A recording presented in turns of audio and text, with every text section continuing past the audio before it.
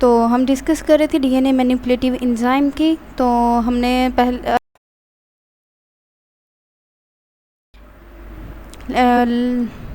Ligase enzyme की। तो अब हम बात करेंगे होमोपोलीमरेज। तो बेसिकली हम डिस्कस कर रहे थे कि ये हम स्टिकी एंड्स कैसे प्रोड्यूस कर सकते हैं, ठीक है। तो स्टिकी एंड्स प्रोड्यूस करवाने के लिए हम डिफरेंट मेथड्स को यूज़ कर रहे थे, जैसे लिंकर और अडॉप्टर हमने लास्ट वीडियो में डिस्कस किया। तो अब हम बात करेंगे होमोपोलीमर टेलिंग की। तो इसके नाम से ही जाहिर हो रहा है कि होमो मीन क्या होता है कि सेम, और पोलीमर क्या होता है। ये देखें, होमो मीन क्या होता है सेम, और पोलीमर मतलब लॉन्ग चेन ऑफ न्यूक्लियोटाइड, मतलब कि जब ज़्यादा से न्यूक्लियोटाइड आपस में मिलके एक लॉन्ग चेन बना देते हैं, और जब तो उसे हम क्या कहते हैं पोलीमर। और होमोपोलीमर क्या होगा कि सेम ही न्यूक्लियोटाइड्स मिलके लॉन्ग चेन बनाएंगे, तो उसे हम क्या कहेंगे होमोपोलीमर टेलिंग, ठीक है। तो ये भी हमारे पास एक टेक्निक है जिसको हम यूज़ करते हैं स्टिकी एंड्स प्रोड्यूस करवाने के लिए। अब इस टेक्निक में क्या होता है कि थोड़ी डिफरेंट होती है एज़ कम्पेयर टू दूसरे जो हमने टेक्निक्स यूज़ की थी ब्लंट एंड्स मॉलिक्यूल्स को स्टिकी में प्रोड्यूस करने कन्वर्ट करने के लिए। तो homopolymer is simply a polymer in which all the subunits are same, ठीक है। तो इसमें क्या होता है, a DNA stand made up of entirely of से डीऑक्सीग्वेनोसिन।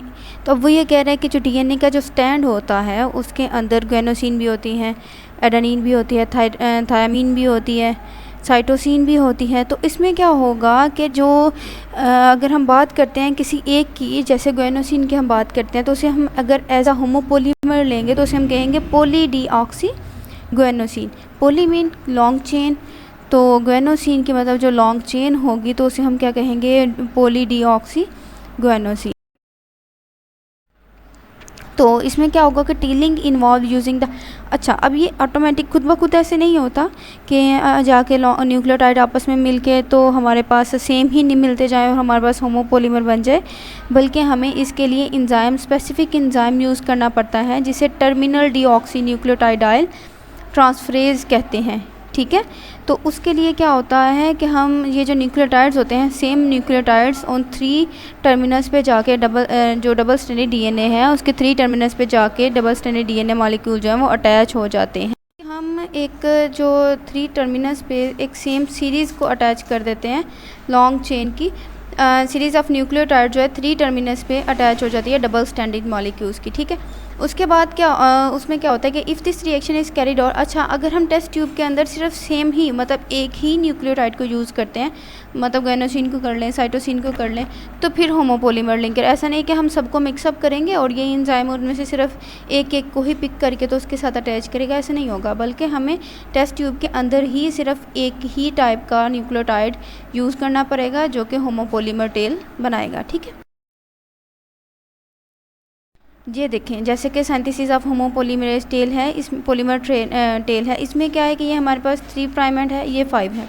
अब ये हम कौन सा एंजाइम यूज़ करेंगे, टर्मिनल ट्रांसफरेज एंजाइम यूज़ करेंगे जो कि उसके 3 प्राइम एंड पे क्या कर देगा, 3 टर्मिनस पे साइटोसिन की एक लॉन्ग चेन बना देगा। अब अगर हमने ये काम जो है डीएनए के साथ किया है, मतलब डीएनए का स्टैंड है उसके साथ किया है, तो यही हमें सेम टू सेम इसका कम्प्लीमेंट्री सीक्वेंस जो है वो दूसरा उसके वेक्टर के साथ जाके भी करना पड़ेगा ताकि दोनों आपस में बॉन्ड बना के अटैच हो जाएं, ठीक है। स्टिकी एंड्स फिर इस तरह से ये देखें, of course to be able to ligate together 2 tails molecule the homopolymer must be complementary. अब वो कह रहे हैं कि अगर हमने पीछे साइटोसिन अटैच किया है ना, तो नेक्स्ट हमें ग्वेनोसिन उसका कम्प्लीमेंट्री जो है वो डीएनए के साथ अटैच करना पड़ेगा। Frequently polydeoxy cytosine tails are attach to the vector. अगर हमने वेक्टर के साथ साइटोसिन की टेल बनाई है तो डीएनए के साथ हम किसकी टेल बना देंगे, ग्वेनोसिन की, तो उससे फिर दोनों आपस में बॉन्ड बनाएंगे और डीएनए जो है वो क्लोन होगा। Base pairing between the 2 occurs when the DNA molecule are mix. अब ये दोनों कब एक दूसरे के मिक्स होंगे, जब हम इसको मिक्स करेंगे एक टेस्ट ट्यूब के अंदर इन प्रैक्टिस। अब वो कह रहे हैं कि जब हम ये फंक्शन परफॉर्म कर रहे होते हैं तो हमेशा ऐसा नहीं होता कि जो ग्वेनोसिन है या जो साइटोसिन की जो पोलीमर जो टेल बनी है वो हमेशा उनकी लेंथ एग्जैक्ट सेम हो, जैसा जितनी ग्वेनोसिन की है उतनी ही साइटोसिन की हो, ऐसा ऑलवेज़ पॉसिबल नहीं होता। तो इसमें क्या पॉसिबिलिटीज़ आती हैं कि इसके अंदर निक भी प्रोड्यूस हो सकती है, इसके अंदर डिसकॉन्टिन्यूटीज़ भी हो सकती हैं, कहीं पे फॉस्फोडाइस्टर बॉन्ड मिसिंग होता है, कहीं पे हमारे पास न्यूक्लियोटाइड मिसिंग होती हैं। कर सकते हैं। देखिए डायग्राम में क्या है कि लाइगेशन में हम होमोपॉलीमर की क्या करेंगे कि ये वेक्टर है, वेक्टर के साथ हमने साइटोसिन के लॉन्ग चेन बना दिए, ठीक है। तो इधर हम डीएनए के साथ अब किसकी बनाएंगे, इसका कम्प्लीमेंट्री साइटोसिन क्या गुआनोसिन होता है, तो हम उसकी चेन इसके साथ लगा देंगे, ठीक है, होमोपॉलीमर अटैच कर देंगे। फिर जब हम इसको मिक्सअप करेंगे तो हमारे पास कम्प्लीमेंट्री जो रिकम्बिनेंट डीएनए मॉलिक्यूल है वो प्रोड्यूस हो जाएगा। इसकी जो लेंथ है वो सब में सेम नहीं होती, जैसे कि ये साइटोसिन है इसकी लेंथ ज़्यादा है लेकिन गुआनोसिन की लेंथ कम है, तो यहाँ पे निक प्रोड्यूस होगा। निक में क्या होता है कि न्यूक्लियोटाइड्स मिसिंग होते हैं, कुछ न्यूक्लियोटाइड्स। तो हम क्या करेंगे, इसको पहले इस निक को फिल करेंगे, उसके बाद इस डिसकॉन्टिन्यूटी को फिलअप करेंगे। अब निक को फिल करने के लिए हम पहले स्टेप में क्या करेंगे, क्लेनो फ्रेगमेंट। ये क्लेनो फ्रेगमेंट हमने पॉलीमरेज एंजाइम में पढ़ा, सबसे पहला जो लेक्चर था। तो इसमें क्लेनो पॉलीमरेज एंजाइम को यूज़ करेंगे जो कि इधर निक को फिलअप कर देगा। और फिर इस डिसकॉन्टिन्यूटी को फिलअप करने के लिए हम लाइगेज एंजाइम को यूज़ करेंगे जो कि इस इधर फास्फोडाइएस्टर बॉन्ड को बना देगा और इस निक को फिलअप कर देगा। डिसकॉन्टिन्यूटी को फिलअप करने के लिए हम लाइगेज एंजाइम को यूज़ करेंगे, ठीक है। कर रहे हैं रिपेयर इज़ देयरफॉर अ 2-स्टेप प्रोसेस। अब वो वही डायग्राम वाले को ही उसने लिख दिया है कि क्लिनो पहला हम सबसे पहला क्या करेंगे, ये देखें पहले स्टेप में हमने कौन सा एंजाइम किया यूज़ किया, क्लिनो पॉलीमरेज यूज़ किया जो कि किसको फिल करता है, निक को फिल करता है, ठीक है। दूसरा हमने डीएनए लाइगेज को यूज़ किया जो कि सिंथेसाइज करता है फास्फोडाइएस्टर, जो कि फास्फोडाइएस्टर बॉन्ड बनाता है और जो डिसकॉन्टिन्यूटी होती है उसको फिलअप करता है। ये स्टेप बाय स्टेप होगा, ठीक है। This repair reaction does not always have to perform. वो कह रहे हैं कि इसे हम हमेशा टेस्ट ट्यूब के अंदर लाजमी परफॉर्म नहीं करना पड़ता। अगर हमारे पास जो होमोपॉलीमर टेल है उसकी लेंथ 20 न्यूक्लियोटाइड तक हो जाए तो ये पॉसिबल होता है कि हमारे पास ज़्यादा सूटेबल होता है। तो इतने ज़्यादा निक या फिर वो हमारे पास डिसकॉन्टिन्यूटीज़ प्रोड्यूस नहीं होती अगर हमारे पास उसकी पॉलीमरेज की जो होमोपॉलीमर जो टेल है उसकी लेंथ 20 न्यूक्लियोटाइड्स तक हो जाए तो, ठीक है। उसके बाद है recombinant DNA molecule held together by a base pairing although not completely ligated. अब वो ये कह रहा है कि जो बेस पेयरिंग होती है वो कम्प्लीटली लाइगेटेड जो है वो अगर नहीं होती, is often stable enough to be introduced with a host cell. अगर वो हम निक को फिल नहीं करते या फिर अगर फिर भी कहीं पे वो उसकी मिसिंग रह जाती है तो अगर हम इसको होस्ट सेल के अंदर इंसर्ट कर देते हैं तो वो होस्ट सेल क्या करता है, वो अपना खुद का डीएनए पॉलीमरेज एंजाइम यूज़ करता है और उसकी रिपेयरिंग कर देता है। मतलब अगर हम यहाँ पे ये जो क्लिनो फ्रेगमेंट है हमने इसको यूज़ करके निक को फिलअप किया, दूसरा हमने डीएनए लाइगेज को यूज़ करके फास्फोडाइएस्टर बॉन्ड बनाया। अब वो कह रहा है कि अगर हम इसको ना भी करें, हम वैसे का वैसे ही कुछ न्यूक्लियोटाइड्स मिसिंग है, कुछ फास्फोडाइएस्टर बॉन्ड मिसिंग है और हम इसे होस्ट सेल के अंदर अगर हम इसे इंट्रोड्यूस करवा देते हैं तो जो होस्ट सेल जब इसे कैच करेगा, इसे रिकॉग्नाइज करेगा, तो वो होस्ट सेल का जो डीएनए पॉलीमरेज है वो जो क्लिनो फ्रेगमेंट था वो इसको यूज़ करेगा और दूसरा डीएनए लाइगेज जो कि होस्ट सेल के अंदर पाया जाता है वो यूज़ करके तो हमारे पास एक कंप्लीट डीएनए फ्रेगमेंट बन जाएगा begin in the test tube. अगर हम उसे होस्ट सेल के अंदर करेंगे तो वो होस्ट सेल भी इसको खुद भी इसको फिल कर देगा और उसे कंप्लीट बना लेगा। लाइगेशन विद डीएनए, हाँ अब ये तीसरा मेथड है इसका, नहीं चौथा हो गया। पीछे हमने एडॉप्टर, लिंकर और उसके बाद होमोपॉलीमर टेलिंग कर ली। तो सबसे सूटेबल और जो सोफिस्टिकेटेड हमारे पास और ईजियर मेथड है कि ब्लंट एंड में ही लाइगेशन हो जाए। हमें इसे जो है वो स्टिकी एंड्स प्रोड्यूस करने के बजाय ही इसके अंदर हम लाइगेशन कर दें तो वो हमारे पास सबसे बेस्ट मेथड जो है वो टोपोआइसोमरेज है, ठीक है। तो ये बहुत ज़्यादा ईजी वे है। ये क्या होता है कि ये हम टोपोआइसोमरेज क्या करते हैं कि इसके अंदर हम एंजाइम यूज़ करते हैं जिसे टोपोआइसोमरेज एंजाइम कहते हैं। स्पेशल टाइप होती है एंजाइम की, ठीक है। अब ये क्या करता है, ये किस तरह से काम कैसे परफॉर्म करता है कि हमारे पास ये जो डबल हेलिक्स जो डबल स्टैंडर्ड डीएनए होता है ऐसे हेलिकल फॉर्म में होता है, ठीक है, उसको ये अनवाइंड करेगा, ठीक है। अनवाइंड करके उसको कहीं से कट कर देगा, किसी भी जगह से एक को या दोनों को आपस में कट कर देगा और उससे बिल्कुल सीधा स्ट्रैंड बनाएगा और फिर उस जगह पे किसी या तो उसमें से न्यूक्लियोटाइड्स को रिमूव कर देगा या फिर उसके अंदर ऐड करके लाइगेशन करवा देगा, ठीक है। तो ये है टोपोआइसोमरेज़ के, हमें इसमें ब्लंट एंड्स में ही लाइगेशन जो है वो परफॉर्म हो जाती है, ठीक है। तो इसमें क्या करता है कि in the cell DNA topoisomerase are involve in the process that require turn off the double helix to be removed और added to double standard DNA molecule के जो डबल हेलिक्स है उसे वो डबल स्टैंडर्ड मॉलिक्यूल में convert करता है। Turns are remove, turns को वो पहले रिमूव कर देता है ड्यूरिंग डीएनए रेप्लिकेशन के दौरान, in order to unwind the helix, जो है वो हेलिक्स को अनवाइंड कर देता है।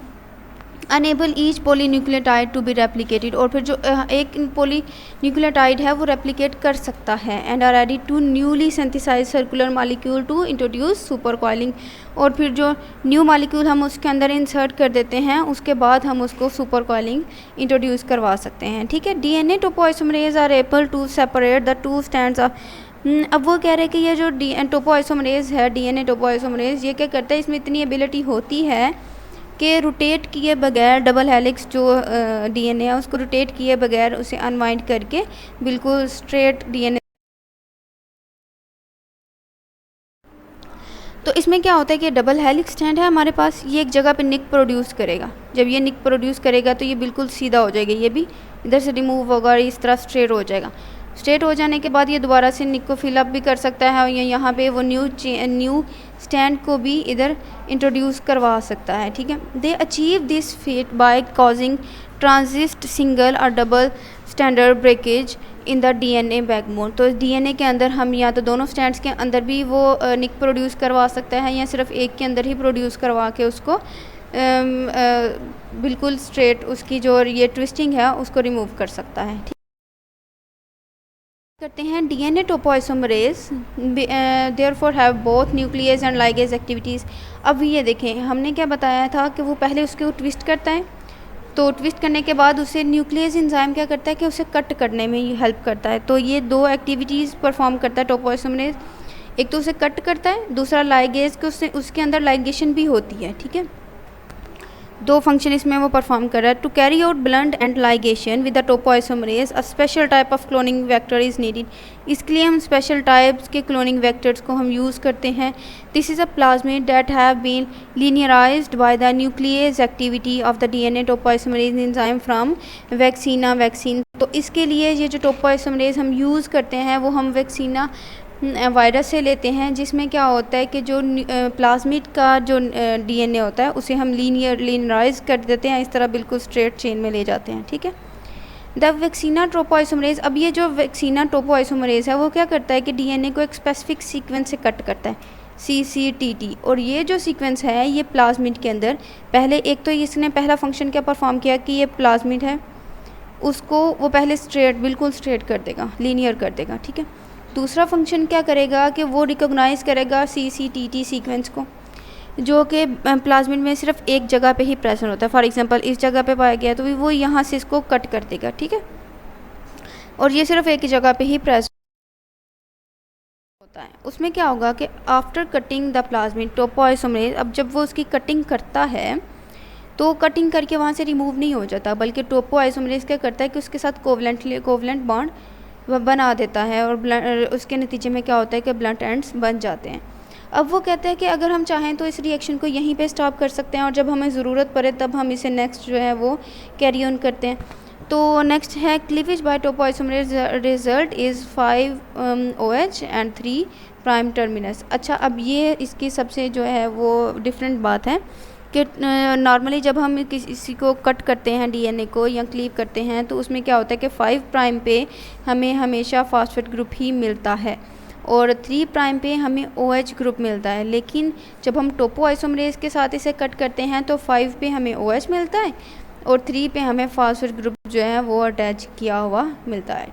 टोपोआइसोमरेज की वजह से जो हमारे पास क्लीवेज होती है उसमें यहाँ पे फॉस्फेट ग्रुप 3 पे देखें फॉस्फेट अटैच कर दिए और 5 पे OH, इसी तरह इधर 5 पे OH अटैच कर दिया और इधर 3 पे फॉस्फेट ग्रुप अटैच कर दिया। और लेकिन नॉर्मली ऐसा नहीं होता, 3 पे OH होता है और 5 पे फॉस्फेट ग्रुप अटैच किया जाता है।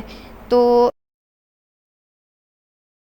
इसकी करेंगे जब हम इसे If the blunt end molecules to be cloned have been produced from a larger molecule by cutting with a restriction enzyme, then they will. अब वो ये कह रहे हैं कि जो blunt end molecules होते हैं क्लोनिंग के लिए जिसे हम यूज़ करते हैं larger molecules को, तो किसी भी अगर हम restriction enzyme से उसे कट करते हैं तो वो हमारे पास 5 टर्मिनस पे हमेशा फॉस्फेट ग्रुप ही अटैच होता है और 3 टर्मिनस पे OH ग्रुप ही अटैच होता है। लेकिन अब हमें क्या करना होता है कि ये जब टोपोआइसोमरेज ने किया इसका बिल्कुल ऑपोजिट था, तो उसे मिक्स करने के जो वेक्टर को डीएनए के साथ मिक्स करने से पहले हमें before mixing these molecules with a vector their terminal phosphate must be removed. ये जो उसके टर्मिनस पे फॉस्फेट ग्रुप है उसको ये देखें 5 पे कौन सा है फॉस्फेट ग्रुप अटैच है, ये बिल्कुल नॉर्मल है, 3 पे OH है, लेकिन क्योंकि जो हमारे पास उसने वेक्टर में प्लाज्मिड के अंदर है वो उसमें सीक्वेंस ऐसी नहीं है, तो हमें पहले इसकी अल्कलाइन फॉस्फेट से क्या करेंगे कि इसके 5 प्राइम से 5 टर्मिनस से हम फॉस्फेट को रिमूव करवा देंगे और देन हम उसको मिक्सअप करेंगे ताकि ये वेक्टर के अंदर जाके अटैच हो जाए।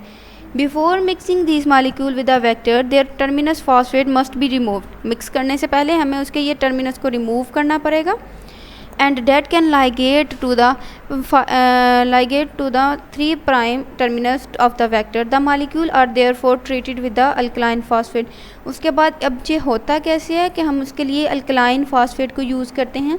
ये एंजाइम क्या करता है कि यहाँ पे 5 प्राइम पे जो फास्फेट ग्रुप अटैच होता है उसे रिमूव करके वहाँ पे OH ग्रुप हाइड्रोक्सिल ग्रुप को अटैच कर देता है। ठीक है, adding the phosphate molecule to the vector reactivate the bond topoisomerase which proceed to the। अच्छा, पहले जो टोपोआइसोमरेज उसके साथ कोवलेंटली बॉन्डेड था वो अनएक्टिव था, लेकिन जैसे ही हम हम वेक्टर ऐड कर देंगे तो वो जो वेक्टर के साथ टोपोआइसोमरेज अटैच होगा वो रीएक्टिवेट हो जाएगा which proceed the ligation phase of their reaction. तो उससे क्या होगा कि लाइगेशन जो है वो स्टार्ट हो जाएगी। Ligation occur between the 3 prime end of the vector and the 5 OH end of the phosphatidase molecule sorry।